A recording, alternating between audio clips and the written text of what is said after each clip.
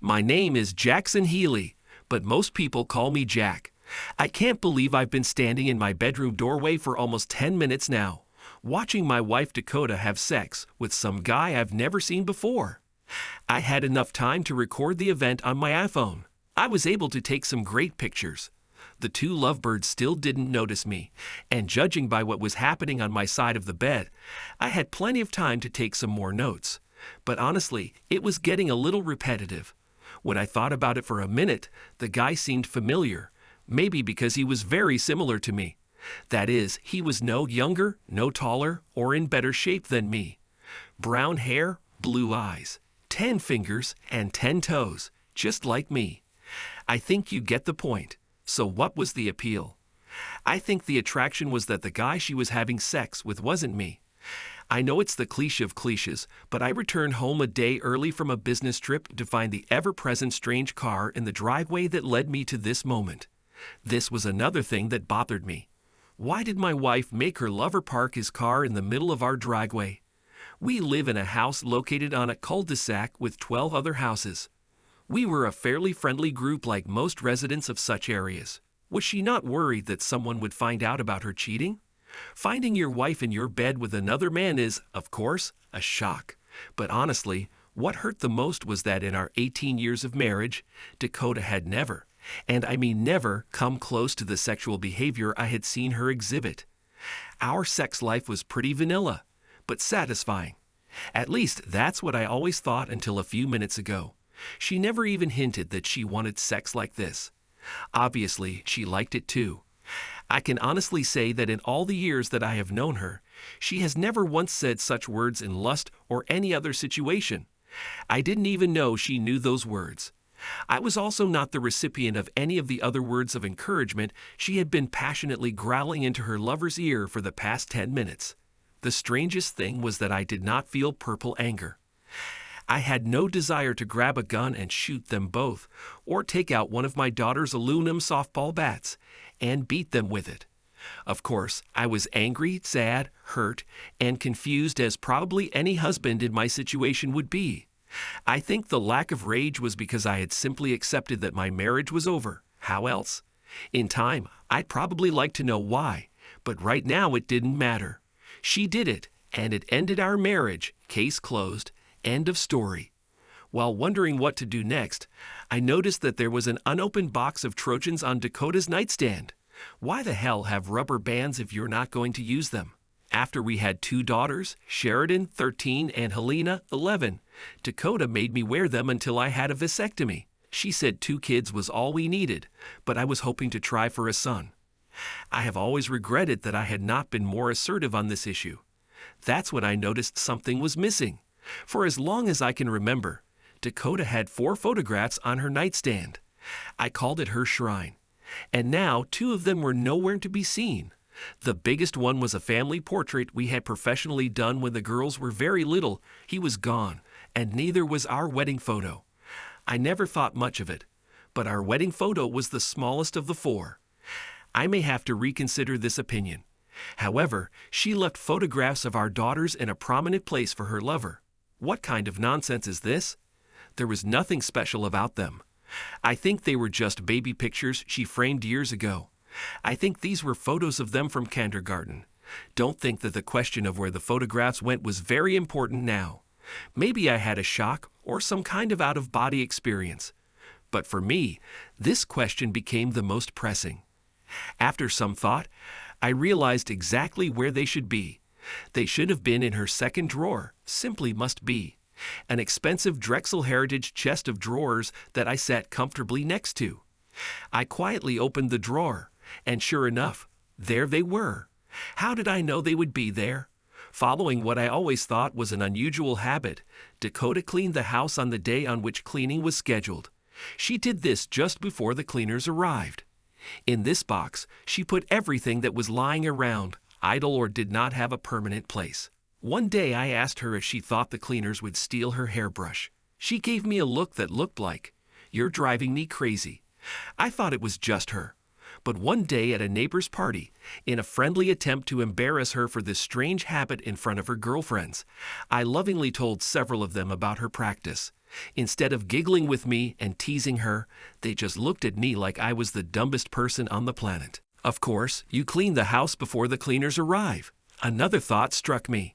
Maybe by hiding the photos, she was trying to show me some respect. Somehow, given the circumstances, this is very difficult to believe. Maybe her boyfriend insisted on this, not knowing exactly why I carefully and quietly removed the photographs from the drawer. I decided it was time to leave.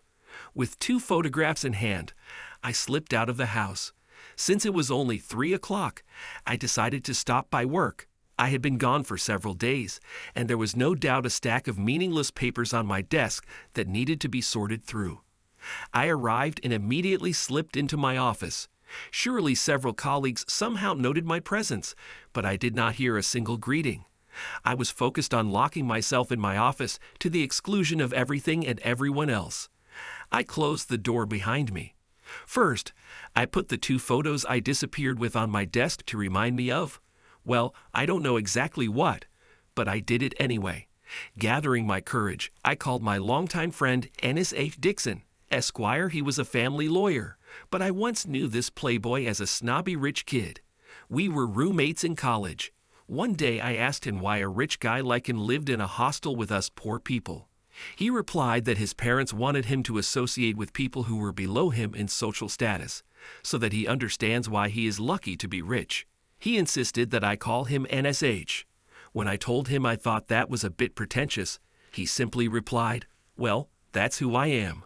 NSH Dixon must have moved on in his world, because when I called him, I had to go through 3 subordinates to get to him.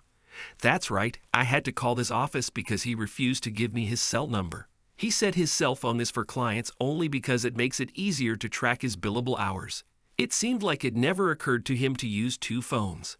I thought all pretentious idiots had at least 2. "Jackson, good to hear from you. How can I help you?" He never called me Jack just to annoy me. "I need your cell phone number, Ennis." Crap, what happened? And I told him everything. As far as I know, they're still doing it in my bed right now. Damn, this is really evil, man. What do you want to do? Divorce, simple and clear, except I want her and her lover to feel pain. Well, buddy, you're lucky for 2 reasons. First, I am the best family law attorney in the state. And secondly, you don't live in one of those stupid no-fault states. I'm sure you want primary custody, but I have to say it's not easy. It's not impossible, but it's not easy either. Another thing you need to understand is that even if we prove adultery, she will most likely receive alimony from you. She is a housewife and you earn a lot of money. So even in the guilty state, you can get a good fuck. Let me do this. I'm going to set my investigators on Dakota and her lover. It will be expensive, but if you want custody, we'll need more than just the fact that she had sex with him in your bed. We must know everything about her lover and their affair. Do it. I don't care about the price. You should never say that to a lawyer, Jackson. He must have heard my breath catch in my throat because he paused and became serious. Sorry, Jackson. I didn't mean to take this lightly. I don't want you to apologize, Ennis. I want you to be ruthless. I can be ruthless.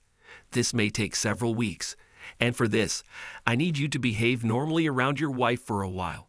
You can do it? Yes. I provided him with the information he needed and emailed him the evidence I had. He sent me a prepayment form. I signed up for DocuSign while we were still on the phone and returned it. I went offline as a much more depressed but determined person. A knock on the door brought me out of my state of self-pity. Come in. My administrative assistant, Franny Graybull, entered hesitantly. Is everything okay, boss? She asked timidly. Yes, Franny, everything is great. I finished my work early and decided to return home. I know Jack, but when you brushed past me without returning my greeting or even nodding in acknowledgement, I got worried. Not to mention you've been here for over an hour. Sorry, Franny, I just have a lot on my plate. Franny Graybull has been my assistant for over 15 years. I hired her at the request of my wife. She was an old friend of Dakota's who had fallen on hard times. Franny's husband died in a work accident. He was a military man, but he was a non-combatant, so he only had a life insurance policy for $12,000. If he had died in a work hazard, Franny would have received another $100,000, and with 2 children, $12,000 was not so much. It was hard for her, but I never regretted hiring her because she turned out to be a truly competent administrative assistant. Hey, okay, Jack, I guess I'll go home. I'm sure she wasn't convinced. She knew me too well. As she was about to leave, she noticed the photographs on her desk and stopped for a moment. What are these new ones? Yes, I decided to bring them here so I can look at them and remind myself why I'm doing this and what's important to me. That's so nice, boss. Have a nice evening. Bye, Franny. I was going to say something to her because I trusted her with my life. But at the last second, I remembered what Ennis said about acting normal and left it as is. How can you behave normally if just a couple of hours ago you saw your wife having sex with someone else on your bed? I knew that going to the hotel would not work. Too many people had already seen me, so I decided that I had better go home. During the 20-minute drive home, my thoughts were working overtime. I kept trying to figure out how to behave normally. I still had no idea how to do this when I pulled up to my garage. Dakota apparently heard my car pull into the garage. She met me at the garage door. I saw several emotions in her eyes. Fear, anxiety, and a little anger all rolled into one. They disappeared as quickly as they appeared. She gave me her best smile. My God, Jack, you're home. We were waiting for you only tomorrow. I thought I would surprise you. I arrived around 3 and just decided to finish the day at the office. Well, we're glad you're home, honey. She kissed me on the cheek. Dinner will be ready in a few minutes, but there's not much there since I wasn't expecting you. It's okay, I still don't feel very hungry. I'll change out of this suit. It feels like I've been wearing it for weeks, and I started going up the stairs. At that moment, the girls caught up with me. They hugged me, squealing and laughing. We're so glad you're home. We love you, Daddy. I love you guys too. I miss you so much when I go on these trips. At least I'll have them, I thought to myself. Their greeting gave me courage and directed me in the right direction. I knew I could handle the deception, if only for their benefit. Freed from the little monsters, I continued towards what used to be my bedroom. I don't know what I expected to see, but everything looked normal. The bed linen smelled fresh, the room was clean, but it was unremarkable. Our bedroom was always untouched. Now I understand why this was so. She probably noticed how I was looking at her bedside table in a trance. The 2 photos were the only thing that was inappropriate. I was trying to control my emotions when her voice startled me. Sorry, honey. I accidentally broke the frames while cleaning. I took them to Aaron Bros to have them restored. I just nodded my head in understanding without looking at her and continued to change my clothes. At some point she left, and in case you were wondering, she smelled fresh, like a daisy, just like every day I came home. My acting skills weren't the best because Dakota was nervous as a cat throughout dinner and the rest of the evening. I was able to mostly avoid her by spending time with the girls, helping them with their homework. At dinner, which usually took place in a very noisy and cheerful atmosphere, it was terribly quiet. I know the girls suspected something was wrong, but they didn't press it. Dakota, in turn, simply looked at me with an expression on her face that was an unreadable mask. If I was going to pretend to be normal like Ennis wanted, I needed to do a lot better. After the girls settled in for the night, I poured myself a glass of Maker's Mark and lounged in my worn office chair. She called it the man cave. It was the only room in the house that I could call my own. She reflected my tastes. I called her warm, inviting, and comfortable. Dakota called her an embarrassment. I knew that I would have to meet her before bed and was wondering how best to do this when Dakota solved this dilemma for me. She came in looking worried, stretching her hands. Under normal circumstances, Dakota would have avoided my room like the plague. She walked towards the sofa opposite my chair. Here, little bunny, sit on my lap, I said as lightly as I could, and he patted his knees. Her face brightened. She quickly jumped off the couch and plopped down on my lap. I quickly kissed her on the cheek. I'm sorry I was so useless at dinner. My trip didn't go as planned, and I have a lot of things to get in order, so I took a break. She perked up noticeably. It's okay, Jack. I knew something was bothering you. If you give me a chance, then tonight I will make you forget about all your work problems. But the thing is, she didn't make me forget about my problems. We made good love, and it was the same gentle copulation as always. We always snuggled a lot, and there were signs of satisfaction on both sides. I thought that was what she wanted. It was completely different from what I had seen before. Dakota hugged me tightly and said, "You know I love you, Jack. I really do. You made my life complete." I almost threw up on the spot. How could she do this? How can a person change so easily? Her lies and deceit rolled off her tongue as if she were reciting a cliché recipe. I myself found the answer to my question. Because she has been doing this for a long time. That's how. This newfound knowledge sent a chill down my spine, and a heaviness settled on my chest. A few moments later, I heard her rhythmic breathing, indicating that she was already asleep. Less than 8 hours have passed since she fooled around with her lover in this very bed, and she falls asleep with the snap of her fingers. What kind of person is capable of this? Needless to say, I didn't sleep a wink. I managed to pull myself together to go to work early in the morning. I needed to get out of there before Dakota got up to get the girls ready for school. I left her a short note on the dry erase board in the kitchen that we regularly used for this purpose. I had to leave early for work to start solving the problems I told you about. Somehow, I managed to act quite normally for the next 2 weeks. As the days passed, waiting for news from Ennis, I began to feel better. Maybe this is how liars become good liars and hide their deeds, just by giving them enough time to practice. Dakota, on the contrary, became more and more anxious. She looked like someone who had a lot on her mind, but she never really said anything to me. She was always affectionate, but seemed to go out of her way to be sensitive. She probably confessed her love to me 25 times a day. She even complimented me on the way I dressed. She should have been alarmed by the missing photos. I mean, they didn't disappear on their own. But for now, she stuck to the principle. Do not ask. Do not tell. I hoped this would continue for some time.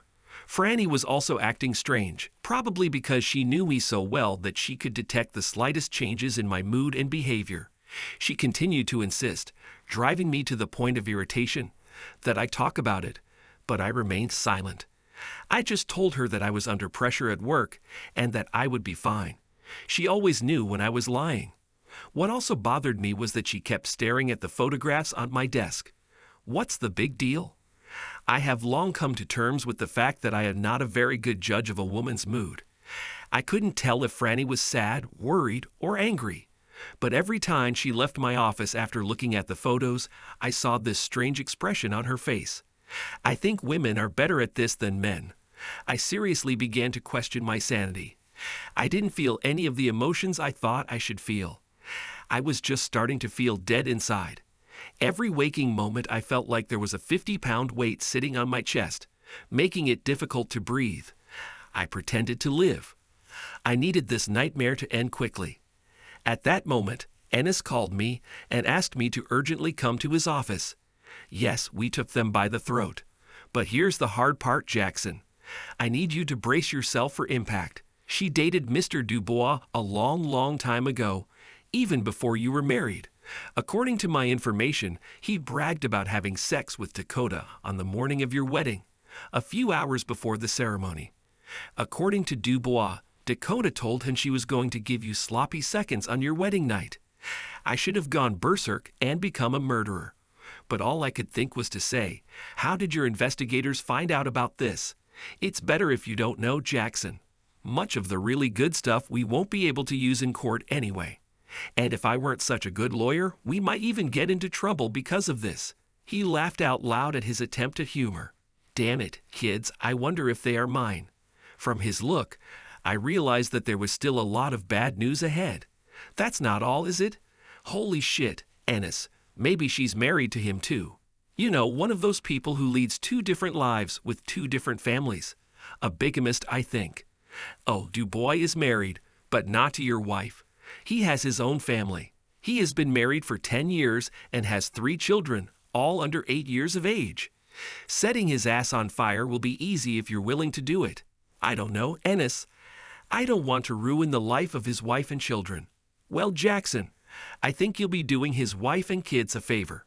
If you watch and listen to the video of Dakota and him, you will see that he is practically tearing you and his wife to pieces. Dakota doesn't really join him in all these conversations, but she doesn't shut him out either. Basically, my people got information that he only married his wife because Dakota didn't want to divorce you to be with him. Ennis, given everything you've learned, why does she want to stay married to me? We haven't figured that one out yet, buddy, but we're working on it. Just give us time, buddy. I can't control myself anymore. When can we serve her? In the very near time, buddy. I can't control myself anymore. When can we serve her? In the very near future, Jackson, but I'm working on something that's worth the wait. Life went on. Dakota was very affectionate. She made the girls behave on their best behavior, and we made love a little more often than before. However, nothing has changed in the manner of our lovemaking. She always looked very happy. I didn't think she was such a good actress that she could pretend to be satisfied all these years. This made her betrayal even more alarming. I was just driving myself crazy, going around in circles, trying to understand her actions. How can she say that and still cheat on me? So I decided it would be better if I faked it myself until I was done with it. What the hell was Ennis waiting for anyway? The following Monday he called me and asked me to come to his office again. Ennis was one of those people who would make jokes on his deathbed. He never took anything seriously, but looking at him now, I thought he was about to get physically ill. He simply nodded his head slowly. Look, Jack, I'm not really sure how to tell you this, but it might change your perspective on custody. They're not mine, are they? We won't know for sure until we do a DNA test. But no, I don't think they're yours. But this is even worse. How much worse can it get, Ennis, if they are not biologically mine? They know, Jack. What the hell are you talking about? I interrupted sharply. The girls know that Dubois is their own father. My people got video footage of the four of them, Dubois, Dakota, and the girls, having a picnic together in the park last Sunday. They called him Dad. He and your wife held hands, kissed, and played games with Sheridan and Helena. At that moment, everything went dark. When I came to my senses a few minutes later, I remembered Dakota telling me while I was cleaning the lawn last Sunday that she was going to take the girls to the park. The next thing I knew, Paralegal Ennis was pressing a cold, wet towel to my forehead, and I heard him calling my name. Jackson, what happened to you? You're unconscious. Let me call the paramedics. No, I'll be fine. I shook my head, trying to restore blood flow to the brain. Sorry about that, Ennis. God, it's like my whole life has been a scam. Buddy, you just said the magic word. What word? Fraud. I was thinking that you are a nicer person than me, but if I were you, I would want to really take revenge. I wouldn't be satisfied with warning his wife and divorcing Dakota. I think I will find a way to do this. Did you know that a marriage can be annulled for fraud? We've been married for 18 years, Ennis. How the hell can I have an annulment? In our state, if the marriage was concluded by fraud, the period does not matter. You simply must apply within 4 years of discovering the fraud. I won't blow smoke up your ass. It won't be easy, but it's probably worth a try. If you can get an annulment, you will not have to pay any alimony. You probably won't have to pay child support anyway, but you may, depending on what the judge decides. What? You can't be serious. Child support. Unless we can prove that Dakota and Dubois deliberately and deceived you into raising Dubois' children, there's a chance you'll be stuck. But in fact, this is not the reason I propose to annul the decision. If we file for divorce, your case won't get publicity. But if we file for an annulment after 18 years of marriage, I bet the tabloids and news outlets will write about it. We will publicly shame them both. This will also make our case for the return of child support more feasible. And here I can get my 40%. I can even give you a 5% discount. Plus, you'll get the ruthlessness you asked for. Your generosity is touching, Ennis. She catches me here.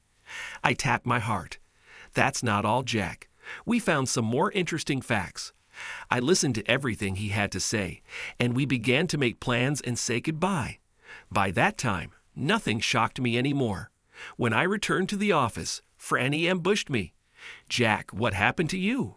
You look like death warmed over. I'll take you to the doctor right now. No, Franny, but Jack, I said this would be the end of it, Miss Grable. She was shocked by my tone, but reluctantly left.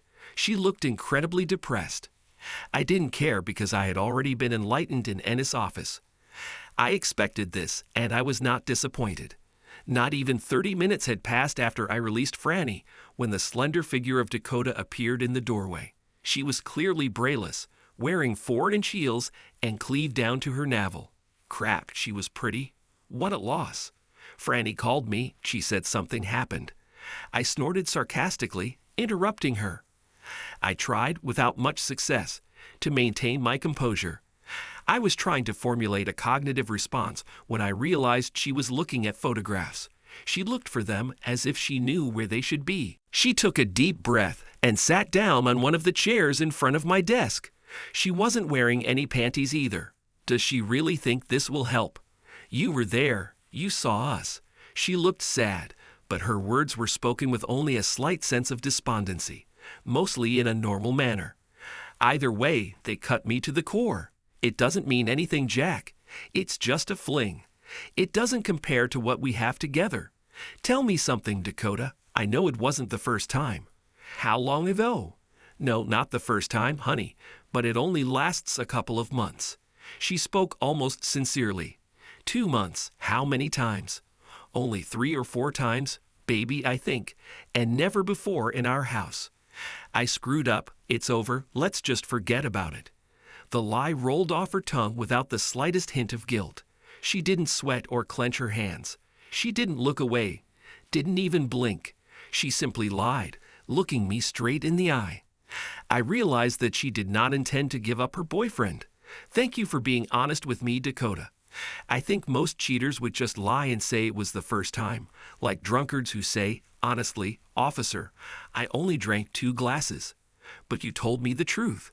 You gave me the opportunity to look into your soul and see who you really are, and I appreciate it. I had what I hoped was a friendly expression on my face. I noticed only a slight trembling of her eyelids at my last statement, but nothing more. However, she must have sensed something in my expression. Don't do this, Jack. It won't end well for you. You will be hurt in ways you can't even imagine. There is no need for this. Just leave it, and let's move on with our lives as we are. I love you, you love me, and we both love girls. Please just leave it. It almost sounds like you're threatening me, Dakota. Honey, I'm sorry if it sounded like that. That's not what I meant at all. What I meant was that you control how much you let my failures hurt you, hurt us. But most of all, Jack, it will hurt Helena and Sheridan. They didn't do anything wrong. I did it. Please, let's talk more about this when you get home tonight. I know I can understand you. Okay, we'll talk about this in the evening. But now I really need to get back to work. She came up to me and planted a hot kiss on my lips. Maybe she mistook me for her boyfriend. We are so good together, baby. Don't let my weakness destroy our family. She turned and smoothly walked out the door, as if she had nothing to do with it. I was so shocked that I sat there in wide-eyed stupor for about 5 minutes before I pressed the intercom button. Miss Grable, please come in. How long have you known Miss Grable? You told her about the photographs, didn't you? Silence. She wiped her eyes with a handkerchief, sitting in a chair and looking down. I look forward to hearing from you. She looked up. So I'm Miss Grable now, Jack, after all these years? Yes, and for now, I'm Mr. Healy. Are you gonna fire me? I mean, Mr. Healy? You know that I really need this job. Now she was openly sobbing. Not if I get a truthful answer from you and you agree to testify under oath to my lawyer. What's your option? I've known for a long time. I reached out and discussed and picked up the office phone. Hi, Georgina. I need to talk to William about a problem. William Bill. Cody was Vice President of Human Resources. Franny interrupted me. Please don't do this. I'm so sorry, Mr. Healy. I knew about this even before you hired me. What did you know, Miss Grable? She returned to her ambiguity. I slammed my palm hard on the table. There was a loud bang, almost like a shot. She jumped in surprise. I'm losing patience. You know about her, well, about her activities. I'm tired of these games, Miss Grable. I'm tired of asking questions. Tell me a story now. I saw her trying to decide whether to tell me the whole truth. I won't accept anything but the complete truth, Franny. I deliberately softened my voice and my attitude. Please, Franny, you owe me this at least for helping you. I'm trying to understand why you betrayed me like this. It took her a few moments to pull herself together. She was close to hyperventilating. Then she told me everything. Byron Dubois was her maternal cousin. She knew about his relationship with Dakota, which began in high school. And she knew that Helena and Sheridan were not my children, and that in fact Dubois fathering the girls was a deliberate act. It went on, each revelation being another dagger in my heart. But these knives were not only because of my now evaporated love for Dakota, these were daggers from Franny's betrayal. For some reason, now the betrayal hurts her more. I trusted you completely, Franny. Now I was emotional. Why was Dakota so desperate for me to hire you, to look after you? She wanted me to let her know if you got any closer to finding out about her other life. She lowered her head, as if embarrassed. Is she embarrassed now? She also wanted me to let her know if you ever cheated on her. Her voice was nothing more than a whisper. For God's sake, I don't know if you can help me, Franny, but do you have any idea why she wanted to marry me in the first place? Not to mention that she was just here confessing her unconditional love for me and begging for us to stay married. You won't believe it, but she really loves you. I chuckled sardonically. Yes, it would be difficult to sell now. It's true, Mr. Healy. I asked her this question myself many years ago. She told me she really loves you, but she needs Dubois. And that's all. She ruined my life because she wanted your cousin. I exclaimed. I was shocked, and Franny shook her head even more. Why children, Franny? Jack, I mean Mr. Healy. I simply pointed my index finger at her, letting her know to continue. Are you sure you want to know? It will be even worse than you can imagine. People tell me this all the time. How much worse can it get, Franny? I use this term often, and it made me feel worse every time. This time was no exception. Her tears stopped. She looked at me with pity, but I knew that she would not lie or even hide anything from me. I had to find out the honest truth. Dakota told me that she asked Byron to get her pregnant so that her children would be born from an alpha male. At this point, she paused and looked at me, gauging my reaction. I guess that means I'm a beta. Yes, she wanted the children to have what she called alpha bloodlines, but she wanted the betas, that is you, to raise them to be kind and compassionate. She knew that in the long run, your character would be better suited to raising her children. And Byron agreed with her. She also told me that she needs both an alpha and a beta to live fully. I couldn't help myself and started laughing uncontrollably. It was too ridiculous. I let Franny go after telling her that I was going to make an appointment for her to see Ennis, and that I expect the whole truth from her. She just nodded her head in understanding and headed towards the door. She stopped and turned to me. What do you want me to tell Dakota, Mr. Healy? You can call him Jack, Franny. I really don't care what you tell her. It doesn't matter anymore. Good night. Wait, not that I care. But do you think I'm a beta? She started crying again. Yes, but it's not bad. That's all. Miss Grable. She sobbed, turned, and hurriedly left, closing the door behind her. I didn't know what I was going to do, but I knew I wasn't going home. I took the chance that my friend Butch was still in the office and called her. I was lucky and went to her office. I have to tell you about Butch. Her name is actually Cheyenne Gillette, and she is the Director of Information Technology. She is a retired U.S. Navy commander. Rumor has it that as a young woman, she became the first woman to qualify for the Buds Naval School, but due to a torn knee, her chances were dashed. She is tough as nails and doesn't get close to anyone at work. She is a committed lesbian and proud of it. She doesn't like being called a lesbian, although one day she told me, if you're going to call me lesbian, make sure you capitalize L. But I prefer queer, as long as you smile when you say it. I didn't pretend to understand any of this, but I was her friend, pretty much the only one she had at work. This happened because one day, I saw some Neanderthal accosting her outside the break room.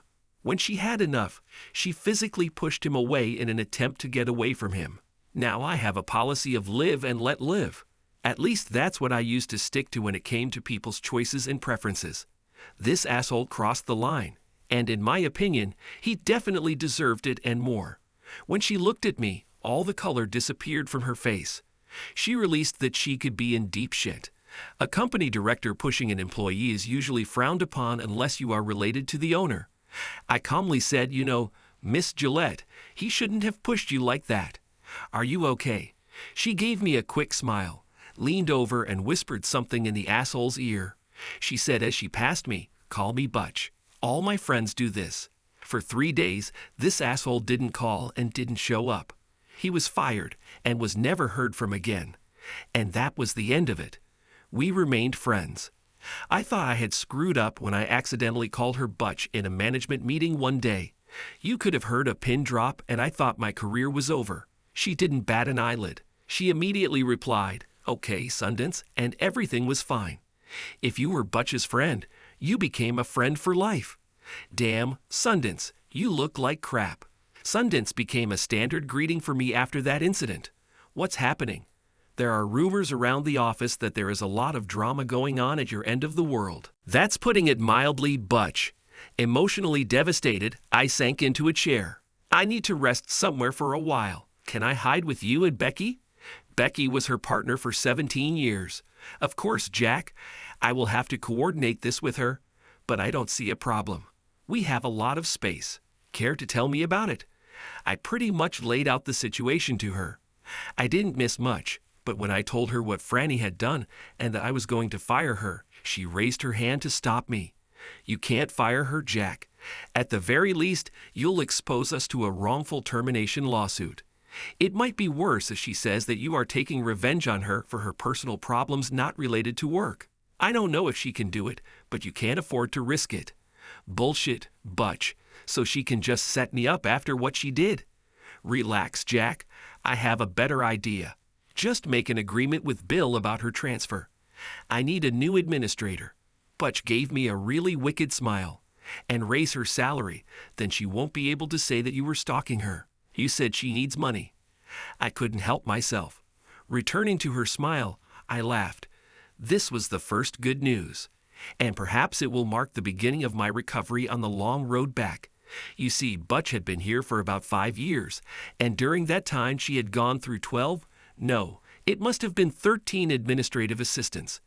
And that's not even counting those who simply quit after learning that they would work for her. The first few people she went through tried to file all sorts of complaints and lawsuits. None of them were successful because Butch didn't treat anyone any differently than she treated herself. She kept impeccable records and did not tolerate any complaints. Among the administrative staff, she was known as the Angel of Death, because if you worked for her, you were a dead man walking. That evening at their house, I had to tell the whole story again for Becky. Her only reaction was a constant sympathetic shake of her head. Butch seemed to get even angrier. I was glad she was on my side. Having calmed down a little after finishing the story, I told them about my conversation with Franny after Dakota left. This quiet girl will really like working for me, Jack. I decided it would be a short story. Since I love punishment, I asked them about Franny's comment about the beta. This is a masculine trait, right? Butch rolled her eyes at me. Of course you're a beta, Jack. God, do you really want to know what a beta male is? He is an amazing lover because he cares about what his partner wants in bed.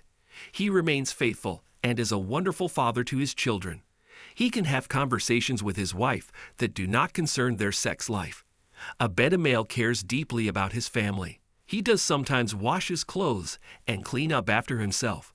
He is reliable and not a control freak. He is not threatened by either his friends or his wife's independence.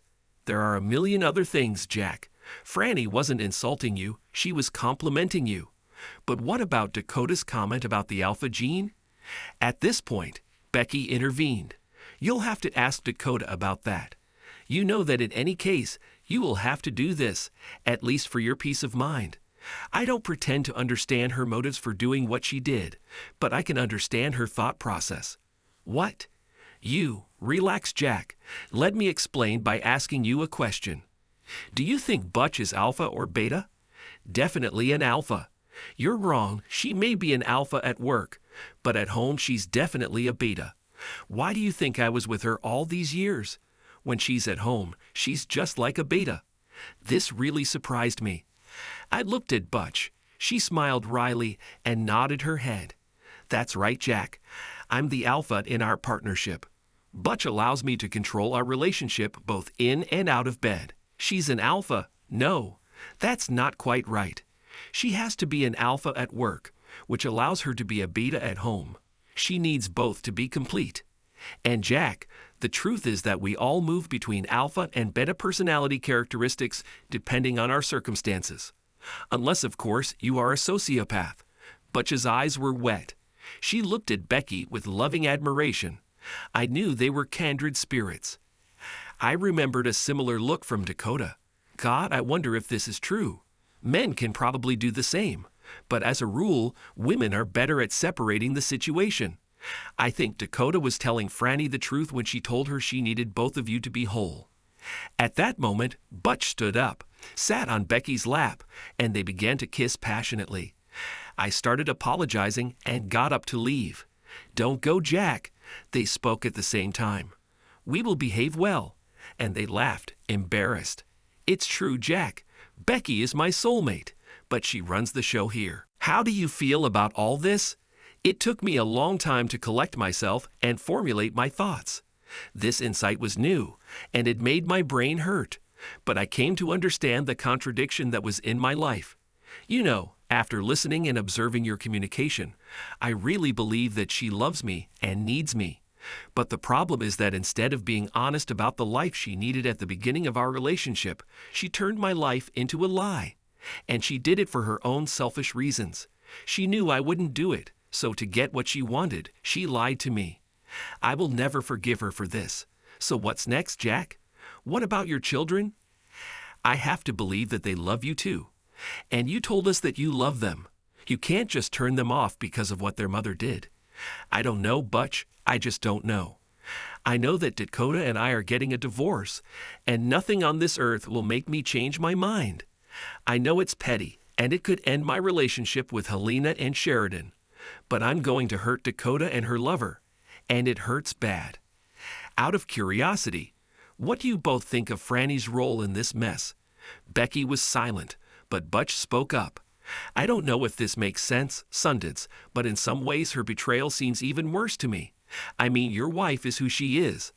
I think that for all of Dakota's flaws, her actions were dictated by her internal ideas about love, need, and compassion. But Franny's betrayal was cunning, calculating, and unforgivable. Leave it to me. I nodded my head, knowing that they understood. Guys, I'm going to bed. Thanks for letting me spend the night here. My cell phone buzzed all night, indicating a text or call from Dakota. I never read, listened to, or responded to any of the more than 20. The next day in the office, I worked through the issue of Franny's transfer. She was scheduled to start work as Butch's assistant on Monday. May God have mercy on her soul. In the meantime, she was sent home with her salary until the end of the week. I was still living with Butch and Becky. I was very grateful to them, and they seemed in no hurry to get rid of me. I completely ignored all of Dakota's attempts to contact me. What's the point of this? I instructed security to keep Dakota away from the office and parking lot. A few days after this, an unexpected visitor came to my office. It was Montana, Dakota's older sister. It's probably my fault for forgetting to mention Montana to security. Montana never treated me warmly, and I probably didn't treat her either. When she was next to me, she had a perpetual grin on her face. It's like she knows something that I don't. Since I no longer had an administrative assistant, she showed up unannounced in my office with her signature grin. Maybe today I can wipe it off my face forever. What do you need, Montana? It's like I don't know. Can I at least come in and sit down, Jack? Of course, but don't get too comfortable. You won't be here long. I pointed her to a chair. Look, Jack, I know you and I haven't been the best of friends over the years, but please listen to me for a few minutes, and then I'll get off you. There was still a hint of arrogance in her voice, as if she were talking to a petulant 10-year-old child. You know she loves you, Jack, and she will do anything to correct her mistake. Do you believe that she loves you? I tried my best to suppress my laughter, but it still came out. You know, Montana, I really believe that she loves me, but it doesn't matter. I feel nothing but contempt and disgust for her. Anything else? I am really busy. You're an idiot, Jack. You always have been. I don't know what she saw in you. Well, at least we agree on this, Montana. I don't know what she saw in me either. I spat it out with as much disgust as I could muster. I didn't come to argue, Jack. Since you don't want to talk to her, she wrote this letter for you. She leaned across the table and handed me a thick white envelope. I took the letter from her. On the front, in Dakota's handwriting, was written, "For my dear Jack." I sighed and stood up. With great enthusiasm, I approached the shredder. I placed the unopened letter in it, all the while keeping my eyes on Montana. Now a grin was on my face. You're a stupid, childish boy, Jack. You are bringing a lot of pain on yourself and your family. She spat nails as she stomped toward the door. Hey, Montana, before you go, do you want to tell me about Brockton Bozeman? She froze midway. She slowly turned to me. I do not know what you're talking about. Her arrogance disappeared and her voice became desperate. Her angry fatsity was quickly crumbling. Surely your husband Troy would be interested in no, Jack, please. She was falling apart. This has nothing to do with Troy. I was just trying to help Dakota. She really loves you. Tears rolled down her cheeks. I think she already knew that the end was near for her. Is there really nothing I can do? You have a week, Montana. If you don't tell Troy everything, or try to somehow hide the truth about your other life, he will get everything, all the evidence I have, and I have a lot of it. He'll get it either way, but since I'm such a nice guy, I'm giving you a week to see if you can sell Troy your lifestyle.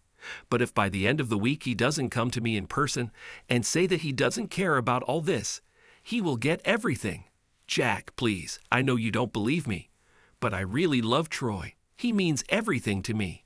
Yes, I've heard this before. In about 5 minutes, she went from an arrogant bitch to a sad child. I even felt a little guilty for doing it. No matter how strange it may seem to you, Montana, I believe you. True, I believe it. That's why I'm giving you a week. If I didn't believe that you loved him, he would simply receive a rather large package at work tomorrow.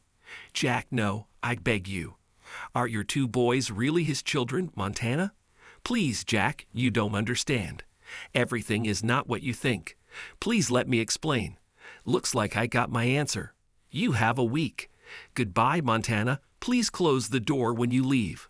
I started rummaging through the papers on my desk. I couldn't look at her anymore. I didn't really know Troy that well, but he deserved to know. You see, the Ennis people discovered that Montana, who was a couple of years older than Dakota, was living the same lifestyle. Maybe Dakota got the idea from her, or maybe they both got it from their mother or from Cosmo. Who knows? It didn't matter. I heard the door close. I picked up the phone. Yes, Ennis, burn them. Music to my ears, buddy, music to my ears. But Jackson, you're going to have to make some decisions, and they won't be easy. None of this has been easy so far, Ennis. What now? He was very measured in his answer. I think an annulment is a win-win option. Based on the evidence we've collected and Franny's sworn statement, that's not a problem. We must file your petition along with the annulment affidavit and then serve it on her. It couldn't be easier. I'm going to make it loud. I will make sure that all interested media receive information about this. But if we do this, you will give up all visitation custody rights to your children. You won't have to pay alimony or child support. It will look like the girls were never in your life. He paused for a moment. Unless, of course, to boy, and she allow you to visit them, which is unlikely after we burn their carcasses. I can't let you leave me halfway, Jackson. Either you stay in this until the end, or we just file for divorce and you leave much poorer. What will you choose, partner? Damn, things are only getting worse. Damn, Ennis, I need to think. I'll contact you in a couple of days. Okay, Jackson, but I'm ready to go now. Let me know. I loved my girls. At first, when I heard them call Du Bois Daddy, I was angry with them. Then I realized that all they knew was that they had two dads who loved them. It wasn't their fault. Who knows what Dakota told them? To be honest, I didn't know which way to go. I discussed it with Butch and Becky when I got home that evening. They didn't give me an answer one way or another. I couldn't blame them. I still haven't decided which way to go, but because of the girls, I was leaning toward divorce. And then Dakota made my decision easier. She talked to Montana. What a shock. After work, I went for a drink at the Horseshoe Bar and Grill. I had no idea why it was called that. There was not a single thing related to horses, but it was usually quiet there, and I needed it to sort out my thoughts alone. But this did not happen. My thoughts were rudely interrupted. "Hello, Jack Dakota. We need to talk, Jack. But first I want to show you something. Please come outside with me." She didn't wait for an answer. She simply headed toward the door. What the hell? I put a 20 in my glass, waved to the bartender, and went to get it. Once outside in the still bright late afternoon sun, after our eyes had adjusted, she pointed at the Chevrolet SUV. "Do you see them, Jack?" I glanced around the parking lot, closing my eyes. I saw the asshole Dubois with Sheridan and Helena sitting inside. Dubois had a sour expression on his face, but he did not look directly in my direction. He simply looked straight ahead, but I clearly saw my girls. They looked at me desperately and cried. Dubois started the engine and drove away. God, what has Dakota done? In a voice full of venom, she made the decision for me. "If you and I don't come to an understanding right here and now, Jack, this will be the last time you see your daughters.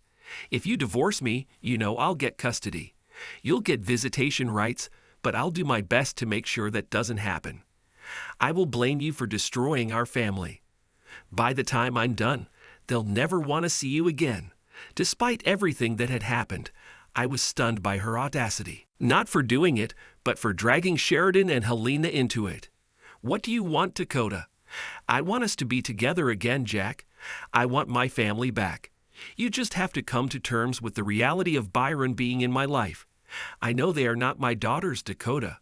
Of course they are your daughters, Jack. I love two men, and I never knew for sure which one was the biological father. But I knew that you were the best man who could raise them. You're still lying to me, Dakota. I can always tell when you do it." "That's not true, Jack. What makes you think that you can determine that?" "Because your lips always move when you lie." It took her a moment to realize this. "Jack, get away from me, you stupid, vindictive bitch. See you in court." I headed straight to my car. As I was leaving, I called Ennis.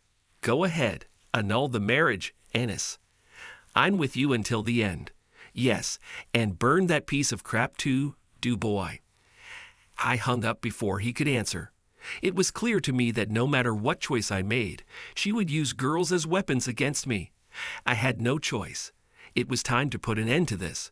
Maybe in a few years I will be able to somehow talk some sense into Sheridan and Helena. I had no idea what might happen after Dakota was sued, so I moved out of Butch and checked into a hotel. I have already taken care of all the administrative and financial matters. Ennis was going to serve her with a temporary restraining order.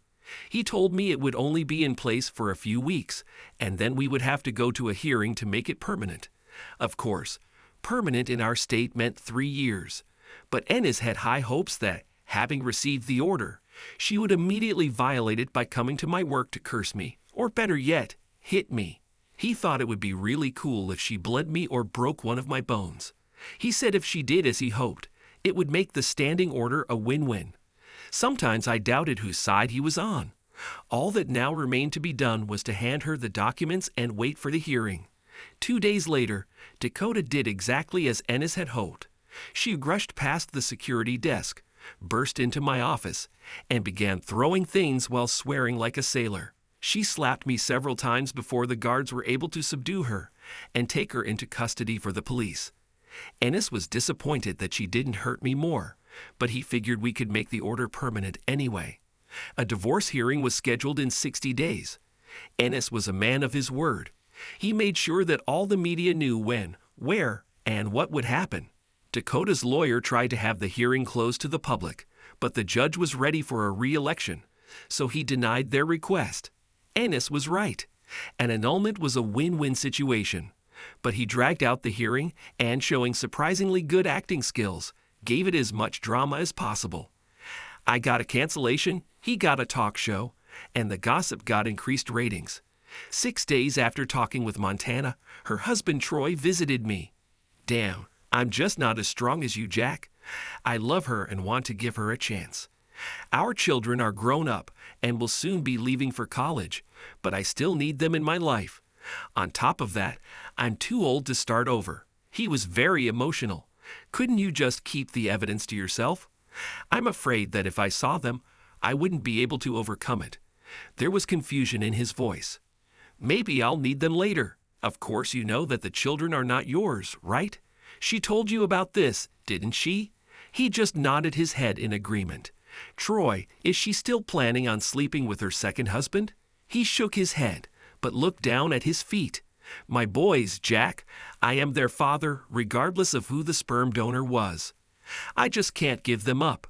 And she says no, that she will give up this lifestyle if I stay with her. It's weird, I know, but I think she really loves me. That was different. I understand Troy, and perhaps you really are stronger than the two of us. I just can't leave it, you know. He sullenly shook his head in understanding, shook my Troy, and perhaps you really are stronger than the two of us. I just can't leave it, you know. He sullenly shook his head in understanding, shook my hand, and left. I never saw him or Montana again.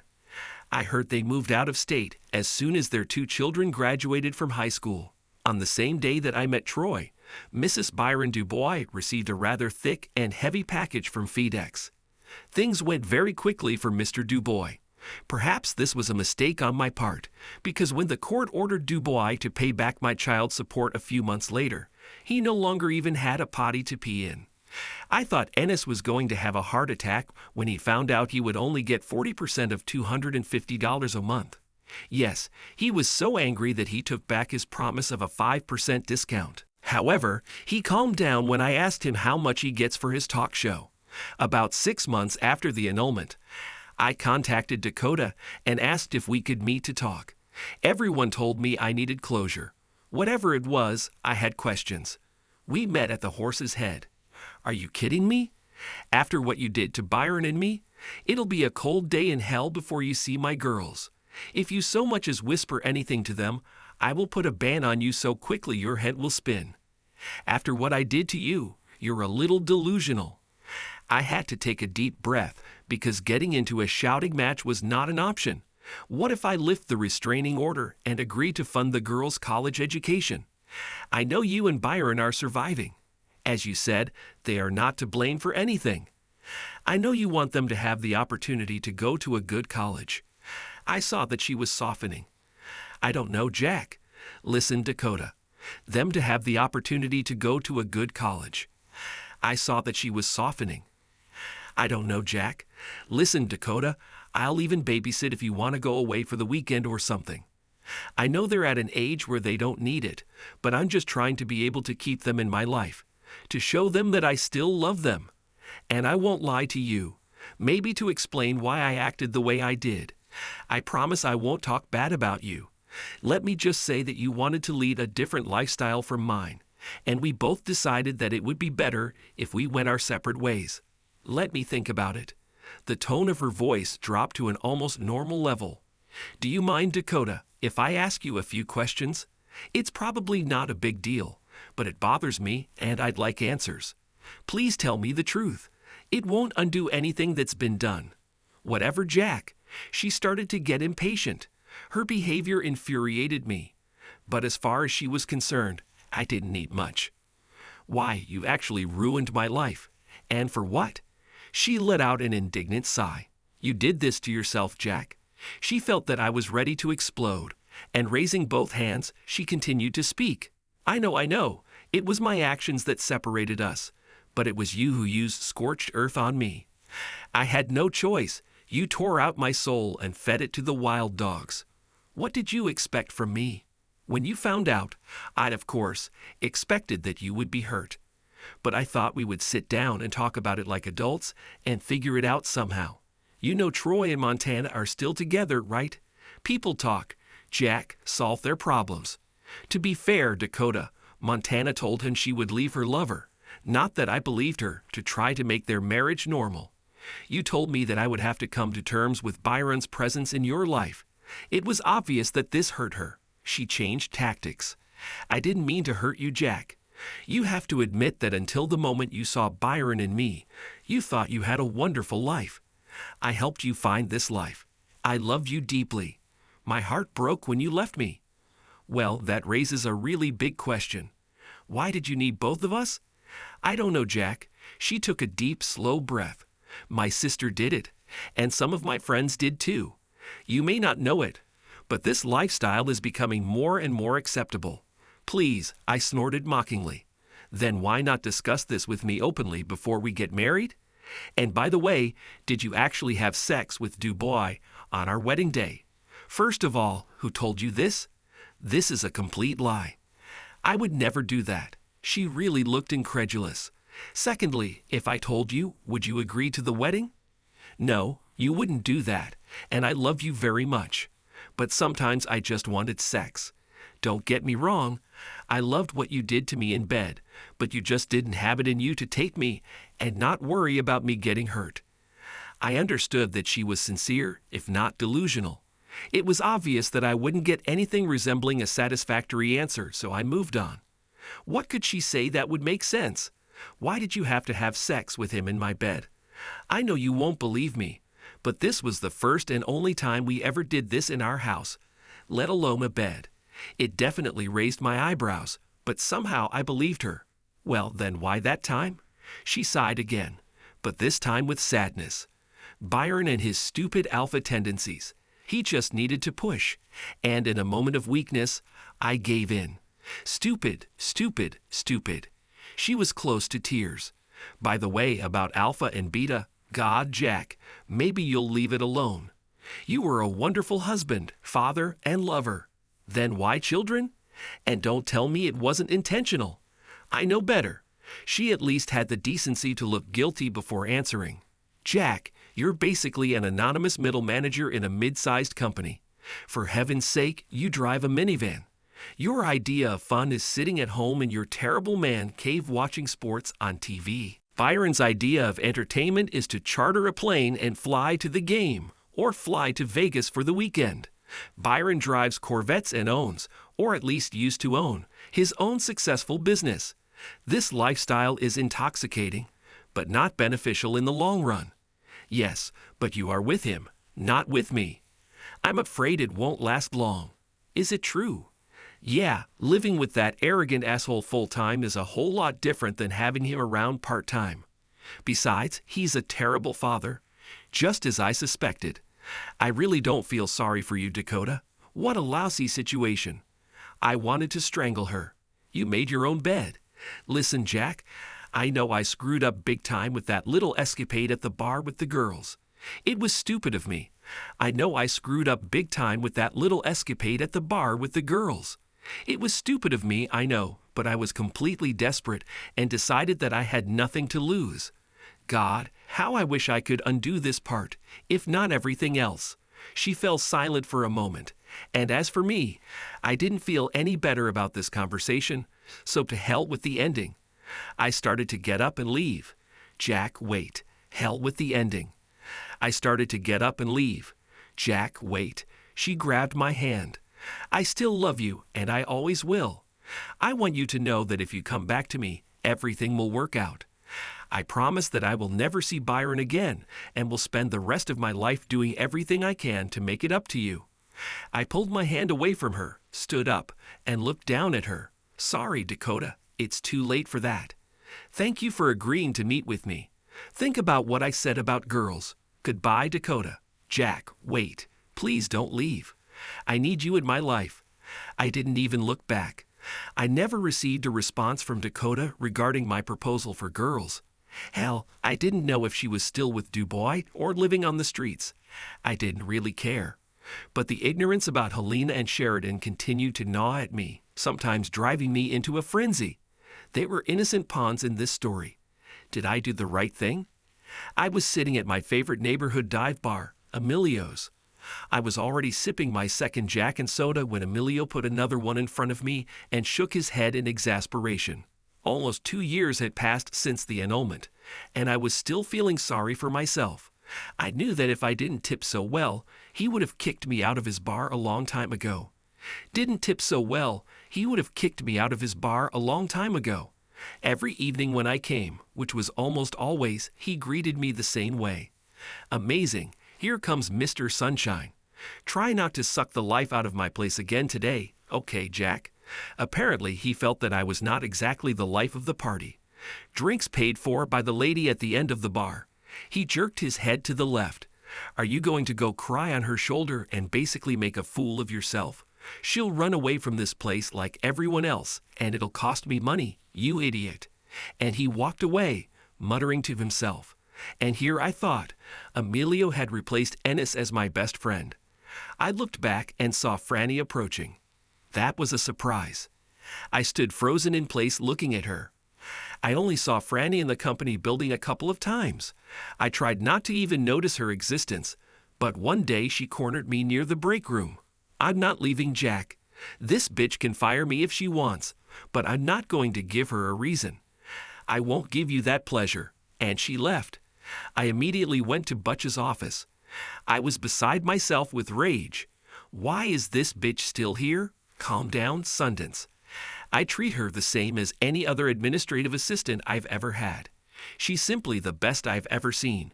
She accepts everything I do to her. If she fails, but Franny will stay as long as she delivers. And there she stood before me, still an administrative employee of Butch. It was definitely a record. Her resilience finally killed my hatred for her. I simply perceived it as an invisible part of a past life. Hello, Jack. How are you? When I didn't answer, she continued, Do you think we could talk? I paused for a long time. Maybe it's time. Yes, Franny, I think we can do it. Thanks to everyone who took the time to listen to today's stories. If you enjoyed it, please consider liking and subscribing if you haven't already. Feel free to share your thoughts on the events in the comments below. Take care.